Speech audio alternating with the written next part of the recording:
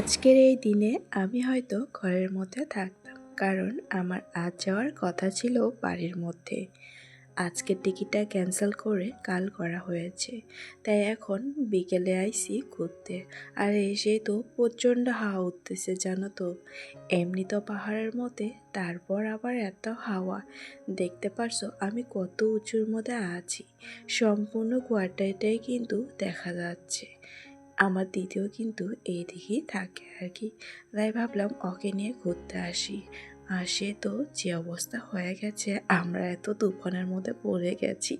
মানে যাওয়ার পথে যে এত বৃষ্টি হচ্ছিল কি আর বলবো।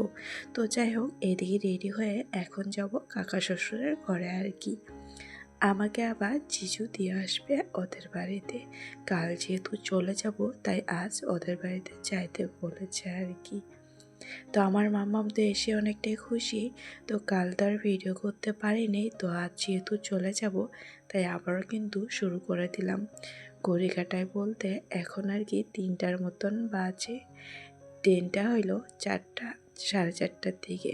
তাই এই দিকটা না আবার যেহেতু জাম লাগে, তাই আমাদেরকে তাড়াতাড়ি বাড়াতে হচ্ছে আর কি। তো ওদের তো নমস্কার করে তারপরে রওনা দিয়ে দিয়েছি। আমাকে আবার জিজুই আবার ট্রেন স্টেশনে দিয়ে আসতে যাবে, জানো তো। তো দেখতে দেখতে কিন্তু আমরা আবার ট্রেন স্টেশনে পৌঁছে গেছি। তো ওই যে বন্দে ভারত ট্রেন দিয়ে আবার যাব। বন্দে ভারতে এসেছি, আবার বন্দে ভারতে আমি এখন বাড়িতে যাব। বরকে ছাড়া কেমন লাগে আসা যাও বলো। আর ফার্স্ট টাইম কিন্তু আমার বন্দে ভারতের যাত্রা আর কি, তাও আবার বরকে ছাড়া। তো যাই হোক, এই যে ট্রেনটা যেহেতু এখনও টাইম হয় নাই, আর না আজকে আমি আসার টাইমও এত আগে এসেছি, আর যাওয়ার টাইমও কিন্তু অনেকটাই আগে। তো বলতে বলতে কিন্তু ট্রেনটা এখন ছাড়বে আর কি। এইবার আর আমি জানলার সিটটা পাইনি। ওই দিদিটাকে বলেছিলাম যে আমাকে সিটটা দেওয়ার জন্য, কে আর কাজ সিট দেবে বলো। বলছিলাম যে বাচ্চা আছে, অনেকটাই তো প্রবলেম করবে, সেই জন্য বললো না, ওর সিট ওরই লাগবে। তো যাই হোক, আজকে ট্রেনটা আবার মাঝখানে মাঝখানে কিন্তু খালিও আছে। আর আমার মাম্মাম তো আজকে ঘুমাবে না মনে হচ্ছে। তো ওকে একটা সিটের মধ্যে দিয়েছি, আমি একটা সিটের মধ্যে বসেছি, যেহেতু এই সিটটার মধ্যে কেউ নেই। আর আসার পথে না একটা চিপস কিনে নিয়েছিলাম ওর জন্য।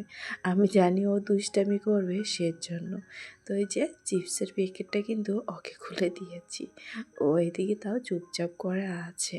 তো বারবার কিন্তু ওর ব্যাগটা কিন্তু শরীরের মধ্যে পড়ে পড়ে যাচ্ছে আর কি। তারপর ও না জলটা খুলে যাচ্ছিল আর কি। তো এত দুষ্টেমি কী আর বলবো। তো যাই হোক, ওইদিকে আবার বড় দাঁড়িয়ে আছে আমাকে নেওয়ার জন্য। এই দিক থেকে তো জিজু উঠাই দিয়েছে, আবার ওই দিক থেকে মানে আমাকে নেওয়ার জন্য বড় দাঁড়িয়ে আছে। তো আজকে আবার পৌঁছবো হলো 6টা 20-এ। দেখতে পাচ্ছ কি এমন যে করেছে, কি আর বলবো। তো এখন যেহেতু ট্রেন থেকে নামবো, তাই দরজার সামনে এসে দাঁড়ায় আছি। তো ওইদিকে কিন্তু বড় আছে, যেহেতু আমরা নিউ বঙ্গাইগাঁও স্টেশনে পৌঁছে গেছি। দেখতে পাচ্ছ ও কিন্তু ওর বাবাকে আমি আগেই ফোন করে বলেছিলাম, তুমি একটু লুকিয়ে থাকবে, দেখি মেয়ে চিনতে পারে কিনা। ও তো দেখার সাথে বাবা বাবা করে চিল্লানি আরম্ভ করে দিয়েছে। তো আমিও তো এইদিকে অনেক দিন পরে ওকে দেখলাম।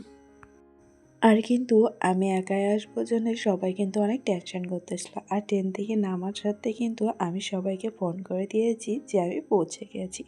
আর জানোই তো এখন ট্রেন যাতায়াতটা কতটাই ভয়ানক, মানে সবারই ভয় লাগে। আর আমি যেহেতু একাই, তাও আবার বাচ্চা নিয়ে। তো দেখতে দেখতে কিন্তু আমি বাড়িতেও এসে গেছি। ও আবার চলে গেছে দোকানের মধ্যে। আর আমাকে কিন্তু খাওয়াও এনে দিয়েছে। আর এদিকে তো মাম্মাম ঘুমিয়ে আছে। আর মাম্মামের জন্য না একটা মশারি অর্ডার করেছিলাম, ওটাও কিন্তু এসেছে। ওর বাবা আবার নিয়েছে, জানো তো। তাই আজকে ওকে মশারি দিয়ে ঘুম পাড়ায় দিয়েছি। এদিকে মোমো আর চপ এনে দিয়েছে। আমি বলেছিলাম আমার না অনেকটাই খিদা পাইছে। তো আমাদের তো খাওয়া দাওয়া করে, আমি তো খাওয়া দাওয়া করে এসেছি, তাও আবার কোনো জায়গা থেকে আসলে না অনেকটাই খিদা পায়। তাই বলেছিলাম একটু চপ আর এই যে মোমো নেওয়ার জন্য। তো ওটাই এখন খেয়ে নিচ্ছি, যেহেতু খিদা পাইছে। আর আমার বোন না এসব অত একটা ভালোবাসে না, ওকে যদি মিষ্টি সিঙ্গারা দাও ও না অনেকটাই ভালোবাসে। তাই কিন্তু আমি একা একাই খাইয়ে নিলাম।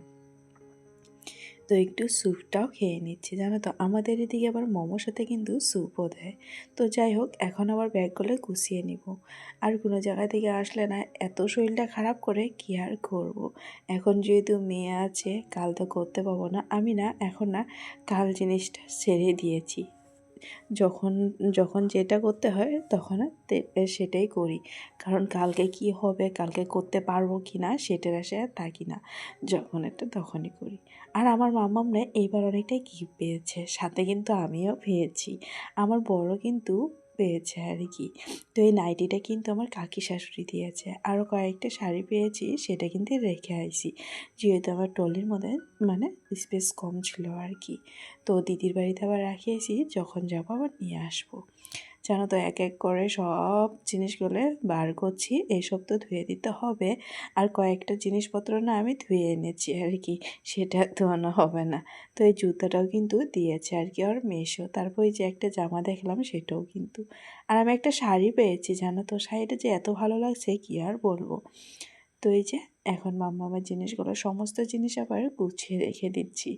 আর ছেলে মানুষ যেহেতু এসেছিলো, আমি অনেকটা মানে ঘর দুয়ার আর কি অপরিষ্কার করে নেই, সব কিছুই আমার টিপটাপ।